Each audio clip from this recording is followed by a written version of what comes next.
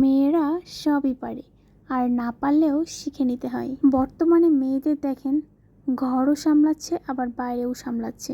অধিকাংশ মেয়েরাই জব করে, জবের জন্য তাদের বাইরে যেতে হয়, আবার বাসায় এসে তাদের সংসারও সামলাইতে হয়। যাই হোক, আমি তো আর কোনো জব করি না, আমি আমার সংসার নিয়েই বিজি আছি। এবার আসি আমার সংসারের কথাই।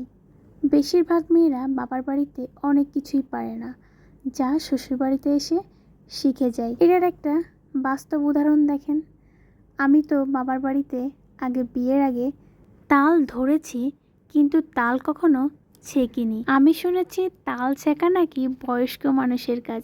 আমাদের বাড়িতে আমার ঠাকুমাই সবসময় তাল ছেঁকতো।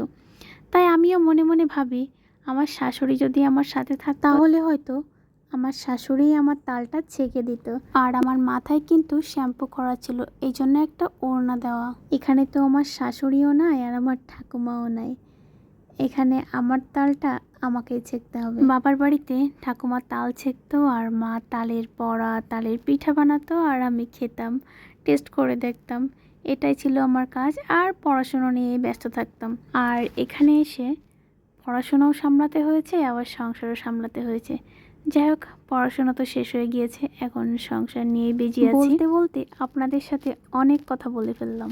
আজকে ছিল জন্মাষ্টমী ব্রত, তার জন্যই আমি তাল ছেঁকে নিচ্ছি। সবগুলো নিরামিষের তাল ছেঁকার জন্য রেডি করে নিয়েছি, কিন্তু তাল ছেঁকতে ছেঁকতে দেখি আমার ডালাটা নাই। নিরামিষের যে ডালাটা ছিল ওইটা আমার এখন আর নাই।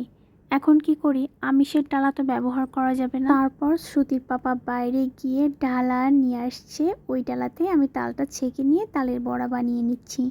আর আমি শুনেছি শ্রীকৃষ্ণের জন্মাষ্টমীতে তালের বড়াটা মাস্ট লাগে, এই জন্য আমি তালের বড়াটা করে নিয়েছি। আমি একা হাতে সব কিছু আস্তে আস্তে করে নিয়েছি। প্রথমে তালের বড়ার জন্য যা যা লাগে সব কিছু রেডি করে প্রথমে তালের বড়া করে নিয়েছি। তারপর এই যে লুচিটা করে নিচ্ছি। এদিক থেকে শ্রুতি মামনি আমাকে দেখেন সাহায্য করছে। আর নিরামিষের যে বেলান চাটকি, ওইটাও জানি কোথায় খুঁজে পাচ্ছি না। মায়ের কাছ থেকে শুনে তাল চাকাটা ছেঁকে নিয়েছি। আর লুচি তো আমি আগেও বানিয়েছি, আগে বলতে বিয়ের পরের কথা বলছি। অবশেষে যখন বেলান চাটকিটা পাওয়া গেল, তখন আর কোনো কাজেই আসলো না, কারণ আমি তখন যদি ধুই আর শুকাবে না, এই জন্য একটা থালায় করে বেলানটা ধুয়ে মুছে নিয়ে নিয়েছি। এদিক থেকে আমার লুচি ভাজা শুরু করে দিয়েছি। একা হাতে এক এক করে শ্রুতিকে নিয়ে আস্তে আস্তে সব কিছু গুছিয়ে নিয়েছি, শুধু ফল তৈরি করাটা বাকি আছে। এখন সন্ধ্যা আর হতে গেল, ফুলগুলো তুলে নিচ্ছি।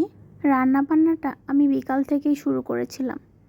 এখন সন্ধ্যার পর 8টা বেজে গিয়েছে, তো আমি ফল ফ্রুটস কেটে এই যে পূজাও দেওয়া হয়ে গিয়েছে।